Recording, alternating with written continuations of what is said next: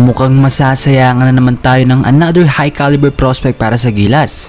At ang 6'2 center sa Pinas na si Tiffany Reyes maglalaro na sa isang basketball team sa US bilang point guard.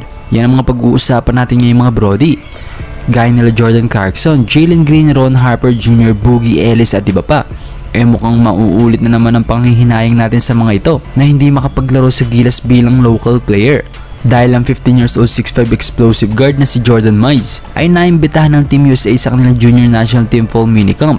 12 years old na makilala at makitaan ko ng potential itong si Jordan Mize.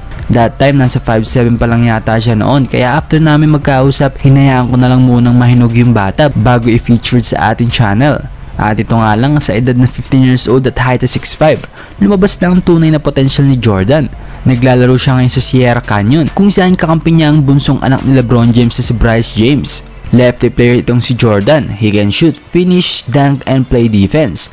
Pasok na pasok si Jordan mga brody para sa Batang Gilas sa Under 16 next year at ganun din sa Team USA Under 16. Kaya nga maaga pa lang naghahanda na ulit ang USA sa paghahanap ng mga players para sa kanilang youth team. Habang tayo, ewan ko.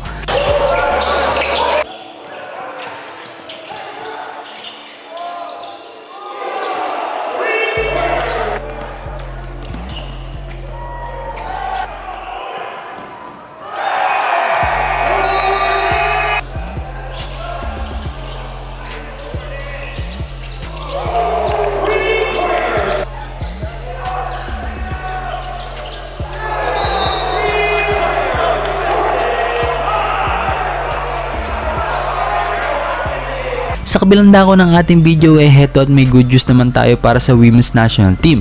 Dahil ang 13 years old 6'2 na si Tiffany Reyes ay committed sa West Virginia Thunder UAA team na lumalahok sa iba't ibang liga, partikular na ang Girls Under Armour Association Circuit.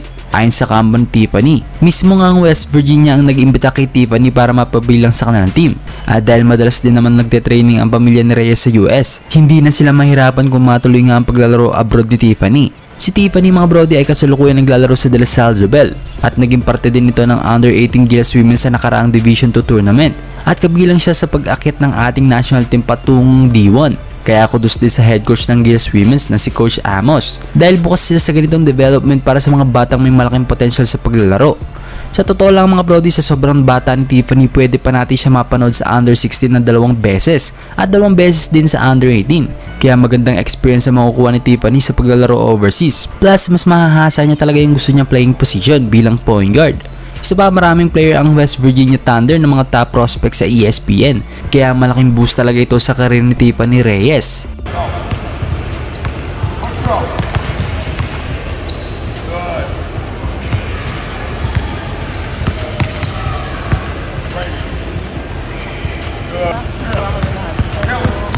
Now, there you go. Good.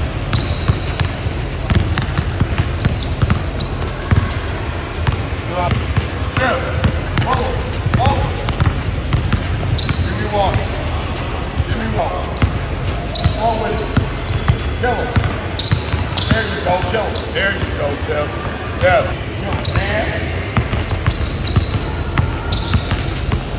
There you go. Yes. That one.